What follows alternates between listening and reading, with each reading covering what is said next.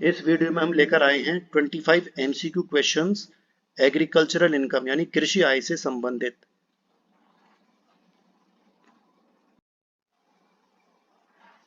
Hello everyone, इस video में हम डिस्कस करेंगे कुछ एमसीक्यू क्वेश्चंस, ऑब्जेक्टिव क्वेश्चंस जो ज़्यादातर विद्यालयों में, महाविद्यालयों में या विश्वविद्यालय की परीक्षाओं में आते हैं। ये income tax law and accounts जो हमारा सब्जेक्ट है कॉमर्स में, उसके में एग्रीकल्चर इनकम एक हमारा चैप्टर होता है, उसके एमसीक्यूज हम इस वीडियो में डिस्कस करेंगे। तो 25 एमसीक्यू क्वेश्चंस हैं इसमें। पहला क्वेश्चन आप देख सकते हैं, लिखा है कि it is necessary for any income to be agricultural income, यानी किसी आय को कृषि आय होने के लिए क्या आवश्यक है कि हम जो हमारी इनकम होती है वो कृषि आय हो, उसके लिए क्या क्या तत्व महत्वपूर्ण है। देखिए, पहला पॉइंट है भूमि का प्रयोग कृषि कार्यों में होना चाहिए, यानी कि जो जमीन है वो एग्रीकल्चर पर्पज में यूज होनी चाहिए। दूसरी है जमीन जो है वो कृषि भूमि जो है वो भारत में स्थित होनी चाहिए, land should be situated in India. और कृषि भूमि से प्राप्त किराया, कई बार ऐसा होता है हम खुद कृषि नहीं करते लेकिन हमने अपनी जमीन किसी दूसरे को किराए पर दे दी और हमें किराया मिलता है। तो इसका जो आंसर है वो ऑल ऑफ द अबव है, उपरोक्त सभी है कि ये तीनों ऊपर जो ए बी सी और तीनों दे रखे हैं, ये तीनों ही महत्वपूर्ण तत्व हैं, आवश्यक हैं कि किसी भी इनकम को एग्रीकल्चर इनकम बनने के लिए। तो इसका आंसर हो गया all of the above. Question number 2, कृषि आय आयकर अधिनियम की निम्नलिखित धारा के अंतर्गत कर मुक्त है। ये कौन सी धारा है, कौन सा सेक्शन है इनकम टैक्स में, इनकम टैक्स एक्ट में, कि ये किस धारा के अंतर्गत छूट प्राप्त है। क्योंकि एग्रीकल्चर इनकम किसान जो हैं, जो खेती बाड़ी करते हैं, कृषि कार्य करते हैं, उनके लिए कर मुक्त है, कोई टैक्स उन्हें नहीं देना होता है। तो ये धारा है 10(1). तो इसका आंसर है 10(1). कृषि आय जो है वो क्या मानी जाती है, देखिए टैक्सेबल है, कर योग्य है, या एग्जेम्प्ट है, कर मुक्त है, या दोनों है।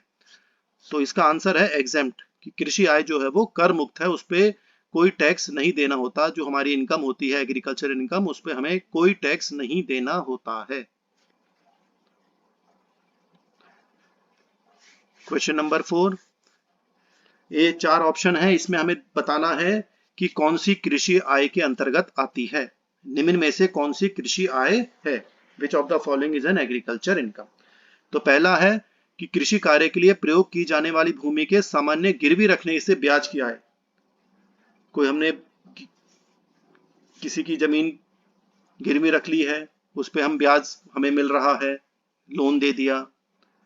तो कृषि भूमि को अगर गिरवी रख दिया गया और उस पर लोन दिया है तो ब्याज मिल रहा है, तो वो एग्रीकल्चर इनकम होगी या नहीं होगी। तो ये नहीं होगी, क्योंकि कृषि कार्य उस पर कुछ नहीं हो रहा है। उच्च उत्पादकता के कारण सरकार से प्राप्त पुरस्कार, कोई आपको पुरस्कार प्राप्त हुआ है कि आप बहुत अच्छा खेती बाड़ी कर रहे हैं, तो वो पुरस्कार अलग चीज हो गई, वो कृषि कार्य नहीं है, तो ये भी कृषि आय नहीं मानी जाएगी। अगर बाढ़ के कारण फसल नष्ट हो जाती है, हमारी खेती पे जो फसल है वो नष्ट हो जाती है, तो बीमा कंपनी से जो क्षतिपूर्ति कंपनसेशन मिलता है वो कृषि आय मानी जाएगी, क्योंकि हमारा नुकसान हो गया, उसके बदले हमें पैसे मिले हैं, तो वो कृषि से संबंधित ही मानी जाएगी। तो ये कृषि आय है, यही इसका आंसर होगा। या अमेरिका में स्थित कृषि भूमि से आय, अमेरिका में ये मैं आपको बता दूं, जो कृषि आय से हमें कर मुक्त है, जो कृषि आय मानी जाती है, वो केवल भारत में जमीन होनी चाहिए, कृषि भूमि भारत में होनी चाहिए। अगर बाहर जमीन है, विदेशों में जमीन है, तो वो कृषि आय नहीं मानी जाएगी। तो इसका आंसर है सी, कि बाढ़ के कारण फसल नष्ट होने पर बीमा कंपनी से प्राप्त क्षतिपूर्ति की राशि, ये कृषि आय मानी जाएगी। नेक्स्ट क्वेश्चन है, कृषि भूमि से प्राप्त किराया। ये पहले भी मैंने आपको बताया, कृषि भूमि, अगर हम कृषि भूमि हमारे पास है और हम खुद कृषि का कार्य नहीं करते हैं, तो हमने वो जमीन किराए पर दे दी, और जिसको किराए पे दी वो उस पर कृषि कार्य कर रहा है, फसल बो रहा है उसमें, तो वो जो किराया मिल रहा है वो कृषि आय मानी जाएगी। तो इसका पहला ऑप्शन है कृषि आय, बाकी इनकम नहीं मानी जाएंगी, बी और सी डी, केवल एक वो कृषि आय मानी जाएगी। नेक्स्ट पॉइंट, कर की गणना करने के लिए कृषि आय को किसकी कुल आय में शामिल किया जाता है। देखिए, ऐसा होता है कि अगर हमारी कृषि आय के अलावा बाकी आय होती है, जैसे हमें वेतन भी मिलता है, कि हम नौकरी करते हैं लेकिन हमारे पास कृषि भूमि भी है। तो जब वेतन मिलता है तो कृषि भूमि से जो आय होती है, कृषि आय होती है, वो हमारी वेतन में जोड़ दी जाती है और उसकी टैक्स की कैलकुलेशन है, जो अलग बात है। तो यहाँ पर ये पूछा है कि वो किसकी आय में शामिल किया जाएगा। तो कंपनी है, इंडिविजुअल है, फर्म है या लोकल अथॉरिटी है। तो ये केवल इंडिविजुअल जैसे व्यक्ति हैं, जैसे आप और हम हैं, हम हमारी आय में अगर हमारे पास अन्य वेतन है या कुछ और अन्य साधनों से आय हो रही है, तो कृषि भूमि की जो आय है वो भी जोड़ दी जाएगी। तो ये केवल इंडिविजुअल व्यक्ति के केस में होता है कि आपकी कुल आय में कृषि आय भी जोड़ दी जाती है कर की गणना करने के लिए। तो इसका आंसर हो गया इंडिविजुअल। कोई समस्या आ रही है, कोई क्वेश्चन आपके दिमाग में आ रहा हो तो आप कमेंट बॉक्स में लिख दीजिएगा, तो मैं उसका आंसर वहां पर दे दूंगा। देखिए, salary received by a manager of an agricultural farm is his, कौन सी आय मानी जाएगी। एक कृषि फार्म है, हमारा बहुत बड़ी खेती का काम है और एक मैनेजर हमने रख रखा है। तो जो मैनेजर को हम वेतन देते हैं, सैलरी दे रहे हैं, वो उसकी कौन सी आय मानी जाएगी। पेशे से आय मानी जाएगी या वेतन से आय या कृषि आय या अन्य स्रोत से आय। तो इसका आंसर है वेतन से आय, क्योंकि हम उसको वेतन दे रहे हैं तो मैनेजर की सैलरी है वो सैलरी इनकम मानी जाएगी। अभी ऐसा नहीं है कि वो कृषि फार्म का मैनेजर तो वो कृषि आय मान ली जाएगी, नहीं, क्योंकि उसको वेतन मिल रहा है तो उसको वेतन से आय मानी जाएगी। ये मैच करना है, मैच मैंने बिल्कुल सीधे सीधे करे हैं जिससे आपको परेशानी ना हो समझने में, और इसके ऊपर भी कई क्वेश्चन एग्जाम्स में आते हैं। देखिए, कृषि आय बहुत सी ऐसी कृषि का कार्य होता है जिसमें कुछ हिस्सा कृषि आय माना जाता है और कुछ कृषि आय नहीं माना जाता। तो कृषि आय तो छूट मिल जाती है, कर मुक्त है, लेकिन उसमें कुछ हिस्सा जो नॉन एग्रीकल्चर है, जो कृषि आय नहीं है, उस पर हमें टैक्स देना पड़ता है। तो देखिए, समझने की बात है यहाँ पे, ग्रोइंग एंड मैन्युफैक्चरिंग टी, चाय के बागान होते हैं, जैसा आपने सुना होगा पहाड़ों पे चाय उगाई जाती है। तो चाय से जो आय होती है, हमें चाय का जो खेती बाड़ी हम कर रहे हैं उसकी जो टोटल आय होगी उसमें 60% कृषि आय मानी जाएगी और 40% गैर कृषि आय मानी जाएगी, वो बिजनेस की आय मान ली जाएगी एक तरीके से। ऐसे ही growing and cured coffee, coffee की भी खेती में भी ऐसी होता है, उसमें 75% कृषि आय मानी जाएगी और 25% गैर कृषि आय मानी जाती है। ऐसी coffee grown, cured, roasted and grinded, क्योंकि कॉफी जब बनती है वो तो पत्ते निकलते हैं, तो उसका पूरी प्रोसेस होने में और भी बहुत कार्य करने पड़ते हैं, तो वो बिजनेस की आय मान ली जाती है। तो इसलिए 60%, जब रोस्टेड भी कर रहे हैं, ग्राइंडेड कर रहे हैं उसको, तो 60% कृषि आय मानी जाएगी और 40% गैर कृषि आय मानी जाएगी, यानी नॉन एग्रीकल्चर इनकम मानी जाएगी। ये आप याद रख लें इसको, क्योंकि इस पर आगे भी क्वेश्चन हमारे आएंगे। Rubber grown and manufactured latex and senex, rubber के पेड़ होते हैं, केरल वगैरह की साइड में आप देखेंगे, केरला राज्य में, तो ये रबर के बड़े बड़े पेड़ होते हैं, तो उससे जो रबर मिलती है, लेकिन उससे फिर रबर से और चीजें बनती हैं, लेटेक्स है, सेनेक्स है, बहुत सारी चीजें उससे बनाई जाती हैं।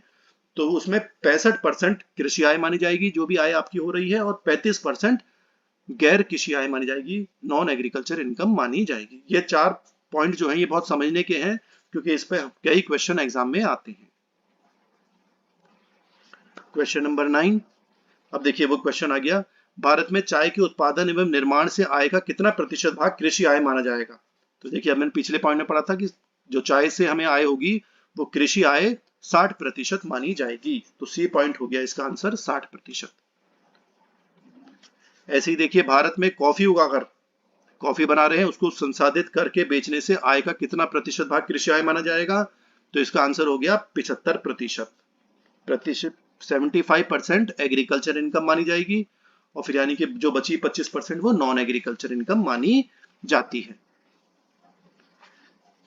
ऐसी नेक्स्ट है, कॉफी उगाकर को संसाधित करके भूनकर पीसकर बेचने से आय का कितना प्रतिशत भाग व्यवसायिक आय माना जाएगा।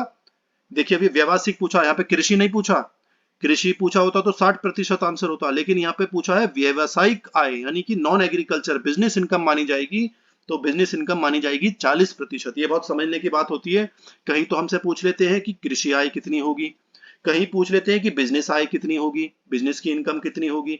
तो यहाँ पे हमें बिजनेस का पूछा है। पिछले क्वेश्चन में आपने देखा कृषि आय पूछी थी, यहाँ पे बिजनेस की जो बची हुई बिजनेस की है, यानी कि 40% बिजनेस आय मानी जाएगी। ऐसे रबड़ की बात करते हैं, रबड़ उगाकर एवं उससे लेटेक्स बनाकर बेचने से आय का कितना प्रतिशत भाग कृषि आय, यहाँ पे कृषि आय पूछा है, तो 65% इनकम जो है वो रबड़ बनाने से, रबड़ उगाने से, लेटेक्स बनाने से कृषि आय 65% मानी जाएगी। अब देखिए एक क्वेश्चन आ गया जो हमने अभी पढ़ा है कि क्वेश्चन में देखिए पूछा है कि मैन्युफैक्चर रबड़ बनाया तो 8 लाख रुपए का इनकम हुई, मैन्युफैक्चर ऑफ कॉफी, कॉफी बनाई है उससे 2 लाख रुपए की आय हुई, टी बनाने से, चाय बनाने से 4 लाख रुपए की इनकम हुई, sale of plants from nursery, nursery होती है ना जैसे जहाँ पे पौधे उगाए जाते हैं, बेच दिए जाते हैं घरों में, तो नर्सरी में प्लांट पौधे उगा रहे हैं उसको बेचकर 1.5 लाख रुपए की आय हुई। तो अब हमसे टोटल इनकम पूछी है कितनी आय होगी, तो इसमें से जो कृषि आय होगी वो तो हटा दी जाएगी, जो अन्य आय बिजनेस आय होगी वो टोटल इनकम मानी जाएगी, क्योंकि कृषि आय तो कर मुक्त है, उस पर कोई टैक्स नहीं देना। तो कौन सी आय मानी जाएगी, जो बिजनेस की होगी। तो इसका आंसर देखिए 4 ऑप्शन दे रखे हैं, 14 लाख, 4,90,000, 15,50,000 और 8,40,000। तो इसमें जो 4,90,000 है वो सही आंसर माना जाएगा। इसकी कैलकुलेशन देखिए मैंने अगले पृष्ठ पे कर रखी है, सॉल्यूशन देख सकते हैं। तो जो मैन्युफैक्चर जो रबड़ का था उसका जो टोटल इनकम थी उसका 35% हमने ले लिया, तो वो 2,80,000 हो गया। कॉफी वाला जो है उसको पूरी संसाधित कर रहे हैं, सही कर रहे हैं, तो 25% उसकी बिजनेस इनकम मानी जाती है, तो हमने 25% ले लिया, जो भी जितनी भी कॉफी दे रखी थी। चाय के निर्माण से 40% ले लिया, 4 लाख की आय दे रखी थी चाय बनाने के, चाय के निर्माण में, तो हमने 40% ले लिया। और जो प्लांट्स पौधे नर्सरी में उगाकर बेचते हैं वो पूरी कृषि आय की तरह ही माना जाता है, तो उस पर कोई टैक्स नहीं देना, तो वो बिजनेस इनकम नहीं मानी जाएगी, वो कृषि आय मानी जाएगी। तो ये 3 ऑप्शन बचे, इन तीनों को हमने जोड़ लिया, तो ये क्या बन गया, 4,90,000 रुपए। तो ये कुल आय हो गई। कुल आय वही मानी जाएगी जिसपे हमें टैक्स देना होता है। जिन आयों पर, जिन इनकम पर छूट होती है वो टोटल इनकम में शामिल नहीं किए जाते हैं। तो हमने केवल बिजनेस इनकम ली है, रबड़ पे 35%, कॉफी पर 25%, मैन्युफैक्चर ऑफ टी, चाय बनाने पर 40% ली है। और ये जो पौधे नर्सरी में उगाए जाते हैं और बेच दिए जाते हैं वो कृषि आय मानी जाती है, वो कर मुक्त होती है। तो इसका आंसर हो गया 4,90,000 रुपए। कोई समस्या हो कमेंट बॉक्स में आप लिख दीजिएगा। नेक्स्ट क्वेश्चन देखते हैं। Income from land but not considered as agriculture income, ऐसी कौन सी आय है जो जमीन से संबंधित तो है, भूमि से संबंधित है, लेकिन वो कृषि आय नहीं मानी जाएगी। जैसे इनकम फ्रॉम माइनिंग रॉयल्टीज, खदानों से रॉयल्टी, जैसे खदान होती है ना, आपने सुना होगा कोयले की खदान होती है, तो कोयले की खदान को हमने अगर किसी को किराए पे दे दिया तो हमें रॉयल्टी मिलती है, जो किराया मिलता है उसको हम क्या कहते हैं, रॉयल्टी। तो वो खदानों से रॉयल्टी है तो भूमि, लेकिन वो कृषि आय नहीं मानी जाएगी। ऐसी income from self grown grass, स्वयं उग गई घास, आपकी कृषि या कोई भूमि है उसमें घास उगाती है अपने आप, बारिश में देखेंगे, बारिश के बाद देखते हैं बहुत सारी घास उग जाती है, वो घास हमने किसी को बेच दी, तो वो भी कृषि आय नहीं मानी जाएगी, जबकि भूमि से संबंधित है लेकिन वो कृषि आय नहीं मानी जाती है, क्योंकि उस पर कोई कृषि कार्य हम नहीं कर रहे हैं। इनकम फ्रॉम फिशरीज, मछली पालन से आए, मछली पालन भी तालाब में होगा, वो भी भूमि है, लेकिन मछली पालन अलग व्यवसाय माना जाता है, इसलिए वो कृषि आय नहीं मानी जाती। तो इसका आंसर सभी हो गया, उपरोक्त सभी, कि ये ए बी सी तीनों जो हैं ये भूमि से संबंधित तो हैं, इन पे इनकम भी हो रही है, लेकिन ये कृषि आय नहीं मानी जाती। तो ये तीनों की तीनों कृषि आय नहीं मानी जाती, तो इसलिए आंसर डी हो गया, उपरोक्त सभी। नेक्स्ट क्वेश्चन, कृषि आय आय के निम्नलिखित शीर्षक के अंतर्गत जोड़ी जाएगी।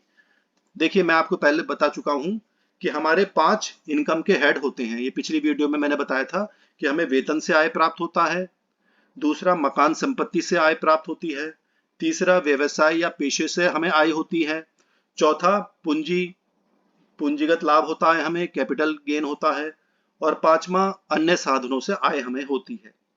तो ये 5 हेड्स होते हैं, 5 तरह के इनकम के मद हैं, और जो भी आय होगी वो इन 5 मदों में ही शामिल की जाती है। लेकिन कृषि आय के लिए पूछ रहा है कि वो किस मद में आएगी, कैपिटल गेन में, इनकम फ्रॉम अदर सोर्सेज, या एग्रीकल्चर हेड। तो कैपिटल गेन में नहीं आती, अदर सोर्सेज में भी नहीं आएगी, कृषि हेड कोई होता ही नहीं है, एग्रीकल्चर हेड कुछ नहीं होता, तो इसलिए इसका आंसर हो गया नन ऑफ दी अबव, ये किसी मद में नहीं आएगी। ये टोटल इनकम जब कुल आय निकल आती है उसके बाद जोड़ी जाती है, तो इसलिए ये किसी भी मद में, किसी भी शीर्षक में नहीं आएगी। तो इसका आंसर हो गया उपरोक्त में से कोई नहीं।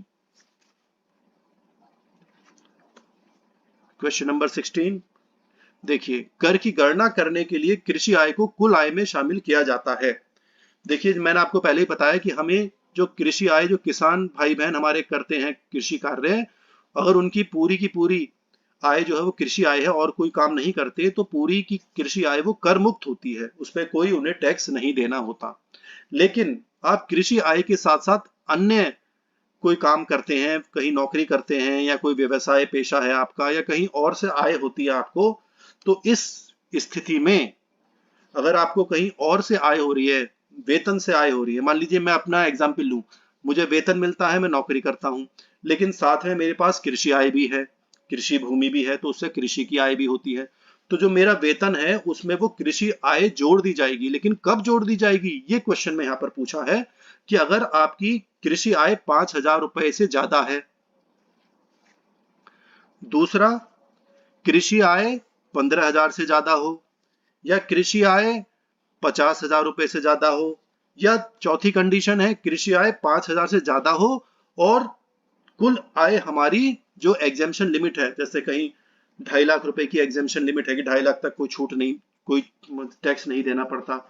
तो जो पुराना टैक्स रिजाइम हमारा चल रहा है उसमें 2.5 लाख तक कोई टैक्स नहीं देना पड़ता। तो अगर 2.5 लाख से ज्यादा आय है तो उस कंडीशन में कृषि आय जोड़ दी जाएगी, अगर कृषि आय 5,000 रुपए से ज्यादा है। तो इसका आंसर हो गया डी, कि कृषि आय 5,000 से अधिक है और कुल आय कर मुक्त सीमा से अधिक हो। जैसे कर मुक्त सीमा पुराने टैक्स के हिसाब से, पुराने टैक्स रिजाइम के हिसाब से 2.5 लाख रुपए है, तो 2.5 लाख से अगर आपकी आय ज्यादा बैठती है और कृषि आय भी 5,000 से ज्यादा है, तो कृषि आय को आपके वेतन में या आय में जोड़ दी जाएगी। तो इसका आंसर हो गया डी। क्वेश्चन नंबर 17 ये भी देखिए, पुरानी कर व्यवस्था में महिला करदाता के लिए रुपए 8,000 की कृषि आय को कुल आय में शामिल तभी किया जाएगा जबकि उसकी गत वर्ष में कर योग्य आय निम्नलिखित में से अधिक होगी। देखिए, पहले मैंने बताया यहाँ पे महिला और पुरुष में कोई अंतर नहीं है फिलहाल। अब तो अगर किसी भी व्यक्ति की आय कर मुक्त आय से ज्यादा है, कर मुक्त सीमा से ज्यादा है, यानी कि 2.5 लाख रुपए से ज्यादा है, तभी कृषि आय जोड़ी जाएगी और कृषि आय 5,000 से ज्यादा होनी चाहिए। तो यहाँ पर ये बताया गया है कि कृषि आय जो है वो 8,000 रुपए है, तो कितनी सीमा के बाद वो जोड़ी जाएगी। तो इसका सी आंसर हो गया कि 2.5 लाख रुपए जो कर मुक्त सीमा है, 2.5 लाख से ज्यादा अगर आय हो रही है उसकी, किन्हीं अन्य साधनों से, कुछ और वो काम करते हैं, वेतन से मिलता हो या व्यापार पेशा करते हो कुछ, तो उस कंडीशन में 2.5 लाख रुपए से अगर ज्यादा आय आपकी हो रही है तो उसमें कृषि भूमि की आय भी जोड़ दी जाती है कर निर्धारण करने के लिए। नेक्स्ट क्वेश्चन, निम्न में से कौन सी कृषि आय है। अब इसमें बताइए आप कि कृषि आय कौन सी है। तो देखिए, पहला है कृषि भूमि से प्राप्त किराया। तो ये तो कृषि आय होती है। मैंने बताया कि हम कृषि भूमि हमारे पास है और हम खुद खेती नहीं करते हैं, कृषि कार्य नहीं करते हैं, और हमने वो जमीन किराए पर दे दी है, तो उससे जो किराया मिलेगा वो कृषि आय मानी जाती है। डेयरी फार्म से आए, डेयरी फार्म है आपने, डेयरी का मतलब कि दूध वगैरह का काम है, तो वो कृषि आय नहीं मानी जाएगी। मुर्गी पालन अगर आप करते हैं, मुर्गी पालन करते हैं या अंडों का कार्य काम है आपका, तो ये भी कृषि आय नहीं मानी जाती। या कृषि आय में लगी हुई कंपनी से लाभांश की आय, कि कोई कंपनी है जो कृषि कार्य करती है लेकिन हमने उसके शेयर खरीद रखे हैं, अंश खरीद रखे हैं, तो उससे हमें जो डिविडेंड या लाभांश मिलता है तो वो भी कृषि आय नहीं है, क्योंकि हमारा काम कृषि आय नहीं है, कार्य नहीं है, तो हमें जो डिविडेंड मिल रहा है वो कृषि इनकम नहीं मानी जाएगी। तो इसका आंसर ए हो गया। पहला पॉइंट है कृषि भूमि से प्राप्त किराया, केवल यही कृषि आय है, बाकी कृषि आय नहीं है। क्वेश्चन नंबर 19, किसी की आय को कृषि आय होने के लिए क्या आवश्यक है। देखिए, फिर बात आ रही है कि कृषि आय बनने के लिए कृषि कैसी होनी चाहिए, भूमि में का क्या होना चाहिए, कौन सी भूमि होनी चाहिए। तो पहला पॉइंट है भूमि का प्रयोग कृषि कार्यों में होना चाहिए। सही बात है कि भाई भूमि का प्रयोग कृषि आय कार्य में होगा, तभी वो कृषि आय, उससे रिलेटेड आय जो होगी वो कृषि आय मानी जाएगी। दूसरा पॉइंट है भूमि का प्रयोग गोदाम हेतु होना चाहिए, तो ये कृषि आय नहीं मानी जाएगी, क्योंकि गोदाम का काम कृषि कार्य नहीं माना जाता, गोदाम का कार्य, तो ये बी आंसर नहीं होगा। सी, भूमि का प्रयोग गृह निर्माण हेतु होना चाहिए, तो गृह निर्माण से भूमि का कृषि से कोई मतलब नहीं है, तो ये भी आंसर नहीं माना जाएगा। भूमि का प्रयोग सिंचाई हेतु होना चाहिए, तो इससे भी कोई मतलब नहीं है। तो इसका आंसर पहला ए है कि भूमि का प्रयोग कृषि कार्यों में होना चाहिए, कि कृषि कार्यों में भूमि का उपयोग हो रहा है तो उस भूमि से आय जो होगी वो कृषि आय मानी जाएगी। तो पहला इसका आंसर हो गया ए। नेक्स्ट क्वेश्चन, पाकिस्तान में कृषि से आय कर योग्य है या नहीं है, ये बताइए। तो किसके लिए कर योग्य है, किसके लिए नहीं है। तो वैसे तो कृषि आय जो होती है वो कर मुक्त होती है, लेकिन वो तभी होती है जब भूमि जो है, कृषि भूमि भारत में स्थित हो। अगर किसी दूसरे देश में कृषि भूमि स्थित है तो वो कर मुक्त नहीं है, उस पर कर लगेगा, टैक्स लगेगा। इसलिए जो भारत का निवासी है, जो भारत में रहता है और उसकी जमीन पाकिस्तान में है, तो उससे जो आय हो रही है वो उसको उस पर टैक्स देना पड़ेगा भारत के अंदर। तो इसलिए रेजिडेंट जो है, डी पॉइंट जो है इसका आंसर है। तो जो निवासी है भारत का, उसको इस पर टैक्स देना है। कृषि क्रियाओं को निम्नलिखित भागों में बांटा जाता है। कितने भाग है कृषि के? देखिए, दो भाग है, एक प्राइमरी और एक सब्सिक्वेंट। प्राइमरी मतलब कृषि कार्य जो भूमि पौधा उगा रहे हैं, और सब्सिक्वेंट उसको सही करना है, पौधों को क्योर करना है, संसाधित करना है, उसको सही करना है। तो इसलिए प्राइमरी और सब्सिक्वेंट पार्ट दो माने जाते हैं। दो भागों में कृषि क्रियाओं को बांटा गया है। कृषि आय को, नेक्स्ट क्वेश्चन है क्वेश्चन नंबर 22।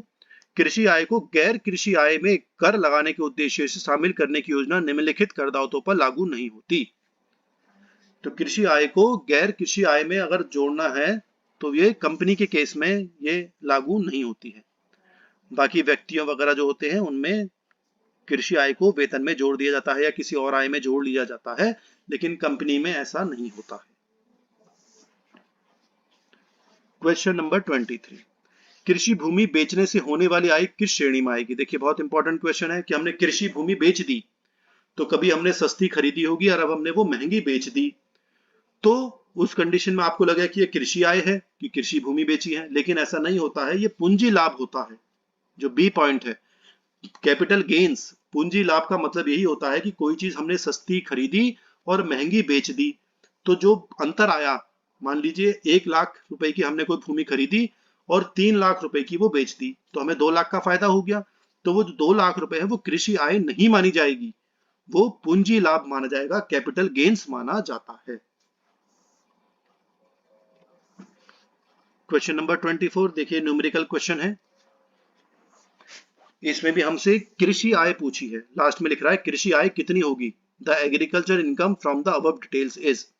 तो देखिए, आपने एग्रीकल्चर के कुछ उत्पाद बेचा 1,60,000 रुपए का, तो ये हमारी एग्रीकल्चर इनकम हो गई 1,60,000। मतलब 1,60,000 हमें सेल, कोई चीज हमने सेल करी, पौधे वगैरह जो सामान, अन्न बोया, अन्न हमने बेच दिया 1,60,000 का।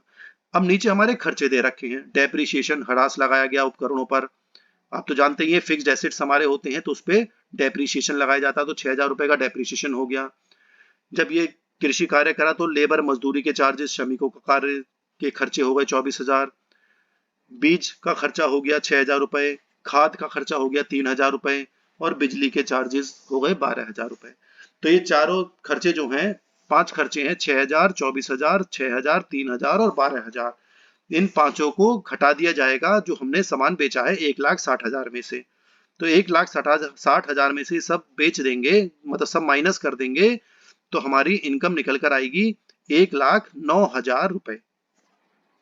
इन सबको माइनस कर देंगे, 6,000, 24,000, 6,000, 3,000, 12,000, ये 51,000 बैठेंगे। इनको माइनस कर दीजिए 1,60,000 में, तो 1,09,000 रुपए हमारी इनकम हो जाएगी, जिसको हम कृषि आय कहेंगे। इसकी देखिए कैलकुलेशन मैंने यहाँ पे कर रखी है। 1,60,000 की हमने कोई सामान बेचा, अन्न बेचा कोई, और जो खर्चे थे 51,000 के, वो माइनस कर दिए जो खर्चा हुआ, तो 1,09,000 की हमारी कृषि आय हो गई। तो ये हमारा आंसर आ गया। तो इस तरह के छोटे छोटे questions, numerical questions multiple choice question में आ जाते हैं, ऑब्जेक्टिव में आ जाते हैं। आखिरी प्रश्न देखते हैं, क्वेश्चन नंबर 25। ये भी पहले हमने इस तरह का क्वेश्चन करा था। इसे भी देखिए लास्ट में पूछा है कुल कृषि आय कितनी होगी, एग्रीकल्चर इनकम कितनी होगी। तो देखिए, रबड़ हमने बनाई 7,25,000 की। मैन्युफैक्चर ऑफ कॉफी, कॉफी बनाई हमने, उसको क्योर्ड वगैरह करा, तो 5,07,500 की बैठी। मैन्युफैक्चर ऑफ टी, चाय का निर्माण करा, 10,15,000 का। सेल ऑफ प्लांट्स और नर्सरी, नर्सरी में हमने पौधे उगाए बेच दिए 1,37,000 के। और आम का बाग है, मैंगो गार्डन है, वहां से आम आई हुई 6,70,000। तो इसमें हमें कृषि आय पूछी है। तो ये पहले भी मैं आपको बता चुका हूं कि इस तरह के रबड़ है, कॉफी है, टी है, इनमें क्या होता है कि कुछ हिस्सा कृषि आय माना जाता है, कुछ हिस्सा व्यावसायिक आय मानी जाती है। तो इसमें हमें कृषि आय देखनी है कि इसमें कृषि आय कितनी हुई। ये क्वेश्चन के पॉइंट्स आप नोट कर लीजिए कि कौन कितनी कितनी इनकम है, और जो कृषि आय की जितना भी प्रतिशत उसका होगा वो कृषि आय में जोड़ दिया जाएगा। देखिए इसका सॉल्यूशन मैंने कर रखा है कि रबड़ है तो उसका 65% कृषि आय माना जाता है, तो रबड़ का जितना अमाउंट था उसका 65% निकाल लीजिए आप। ऐसी कॉफी का 75% निकाल लीजिए। मैन्युफैक्चर ऑफ टी, चाय का निर्माण करा, उसमें 60% वैल्यू निकाल लीजिए। प्लांट जो नर्सरी में पौधे बोए गए हैं वो 100% कृषि आय ही मानी जाती है। आम के बाग हैं वो भी 100% कृषि आय मानी जाती है, तो पूरा का पूरा ऐसे ही लिख लिया। इन सबको जोड़ लीजिए तो ये कृषि आय निकल कर आ जाएगी। जो क्वेश्चन नंबर 13 हमने पीछे करा है अभी एमसीक्यू में, उसमें हमने बिजनेस व्यावसायिक आय पूछी थी, और इस क्वेश्चन में हमने कृषि आय पूछी है। तो हमने कृषि वाले परसेंटेज इसमें लिख ली, जितनी जितनी प्रतिशत होती है कृषि आय वो हमने सब जोड़ लिए। तो ये एग्रीकल्चर इनकम हमारे निकल कर आ गई 22,67,875 रुपए। तो ये कृषि आय हो गई। तो इस तरह के न्यूमेरिकल क्वेश्चंस आते हैं। आप जब चैप्टर की थोरो स्टडी करेंगे तो ये क्वेश्चंस आप आराम से परीक्षाओं में कर सकते हैं। तो अगर फिर भी कोई समस्या हो तो आप कमेंट बॉक्स में लिख दीजिएगा, तो मैं वहां पर आपके आंसर को हल कर दूंगा, आंसर दे दूंगा जो भी आपका प्रश्न होगा। धन्यवाद।